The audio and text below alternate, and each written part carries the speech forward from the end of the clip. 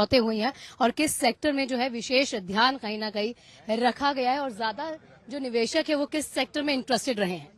Sir आपसे बस ये पूछना चाहेंगे कि कितने अभी तक एमओयू साइन हो पाए और निवेश मध्य प्रदेश की नजर से कितना। मेरे साथ इस वक्त मध्य प्रदेश के मुख्यमंत्री डॉक्टर अभी प्रेस कॉन्फ्रेंस होगी, सब बता देंगे। प्रेस कॉन्फ्रेंस में डिटेल आंकड़े देंगे। मैं एचएम साहब को लेने जा रहा हूँ, उसके बाद बताऊंगा। तो मुख्यमंत्री हमारे साथ मौजूद थे, इन्होंने तमाम जानकारी, उन्होंने कहा कि अभी प्रेस कॉन्फ्रेंस करके ये जानकारियां आपको देंगे कि कितना निवेश अभी तक मध्य प्रदेश में आ पाया है और क्या क्या कुछ खास रहने वाला है। ये जानकारी अभी थोड़ी देर में प्रेस कॉन्फ्रेंस मुख्यमंत्री के द्वारा की जाएगी। विकास की सारी योजनाओं पे बात हो रही, इसी प्रकार से पर्यटन का ये सत्र लिया है। अब मैं अपने और कई सत्रों में जा रहा हूँ। मैं उम्मीद कर रहा हूँ कि हमारे अलग अलग भारत सरकार के मंत्रीगण भी हमारी इस इन्वेस्टर समिट की शोभा बढ़ा रहे हैं, वो विस्तार से बात रख रहे हैं और निश्चित रूप से मध्य प्रदेश को इसका लाभ मिलेगा। हमारी पॉलिसी से वो समझेंगे।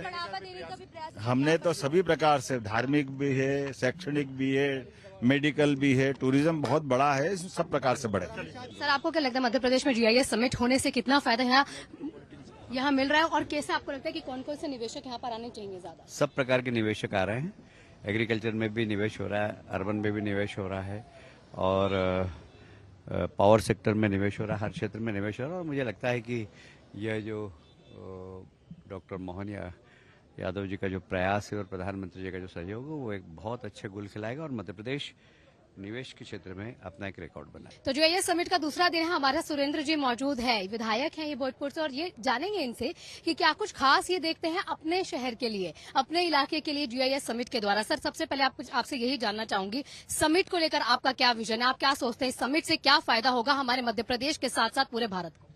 मध्य प्रदेश में जिस प्रकार से ये समिट हो रहा है, निश्चित रूप से जो हमारे इंडस्ट्रियलिस्ट हैं, चाहे मध्य प्रदेश के हों, इंडिया के हैं या वर्ल्ड के, बहुत लंबे समय से आदरणीय हमारे नवनियुक्त मुख्यमंत्री प्रयासरत थे। उन्होंने जिस प्रकार से रीजनल कॉन्क्लेव करके और उसके बाद इंडिया में बहुत सारे सिटीज में घूमकर ये प्रयास किया कि वो बड़े से बड़े इंडस्ट्रियलिस्ट और जो छोटे एंटरप्रेन्योर हैं उनको भी लेकर आए। और आपने देखा होगा कि आउट ऑफ इंडिया भी जाकर उन्होंने हमारे पूरे मध्य प्रदेश के सभी प्रोडक्ट्स जो अलग अलग डिस्ट्रिक्ट्स में, एक प्रकार से मैं कह सकता हूं, जैसे मेरी कॉन्स्टिट्यूंसी में धान और वीट, ये बहुत ज़्यादा प्रोडक्शन है।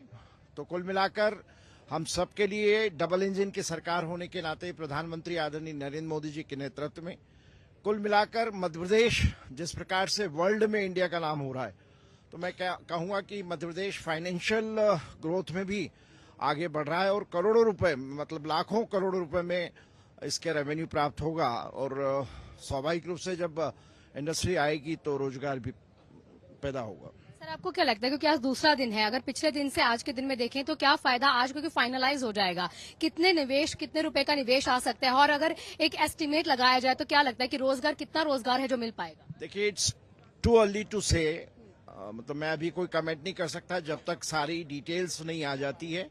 पर डेफिनेटली जिस कॉन्स्टिट्यूंसी से मैं आता हूं, लगभग हमारा मंडीदीप भोपाल से लगा हुआ है, 85,000 करोड़ का टर्नओवर है, 20,000 करोड़ के आसपास एक्सपोर्ट होता है और लगातार ये 5-10 साल में बढ़ा है।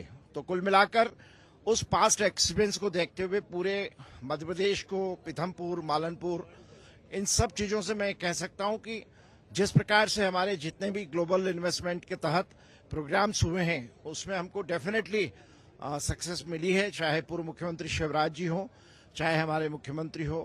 रोजगार भी और इंडस्ट्री के कारण से मध्य प्रदेश में ग्रोथ रेट भी बढ़ेगा और रेवेन्यू भी बढ़ेगा। सर चूंकि आप अपनी कॉन्स्टिट्यूएंसी की बात कर ही रहे हैं, तो आपके नजरिए से, आपने कहा धान और वीट हमारे लिए सबसे ज्यादा जरूरी रहता है, तो उसके नजरिए से आप क्या चाहते हैं, इसके अलावा कौन कौन से सेक्टर्स आकर वहां पर निवेश करें? देखिए, वहां पर वैसे भी देखा जाए तो फार्मास्यूटिकल में लुपिन है, पीएनजी है, इसमें आपका जो अदर प्रोडक्ट्स हैं, एलएनटी है, क्रॉम्पटन ग्रेवीज है, आइशर है ऑटोमोबाइल में, दावत है राइस में, तो हर प्रकार का सेक्टर, टेक्सटाइल में सागर ग्रुप है। तो मुझे लगता है कि various kind of sectors are there और डेफिनेटली अब जब भी नए प्रोडक्ट आएंगे तो उनके लिए हम लोगों ने जगह भी अलॉट कर रखी है। एक आखिरी सवाल मेरा रहेगा, आपने कहा शिवराज जी के समय पर भी हुआ था, इस समय पर भी हुआ, ये क्योंकि ग्लोबली है, उस समय ठीक है एक रीजनल था, लेकिन यहाँ विपक्ष लगातार कहता है कि ये पिछली बारी की तरह इस बार भी सिर्फ कागजों में रह जाएगा। 2003 के पहले की पोजीशन वो लोग देखें और उसके बाद बात करें। शुक्रिया।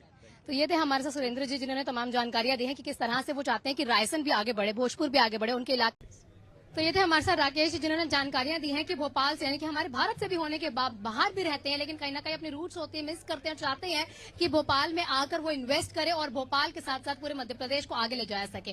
कैमरा पर्सन इमरान के साथ मैं आना पुंज, भोपाल।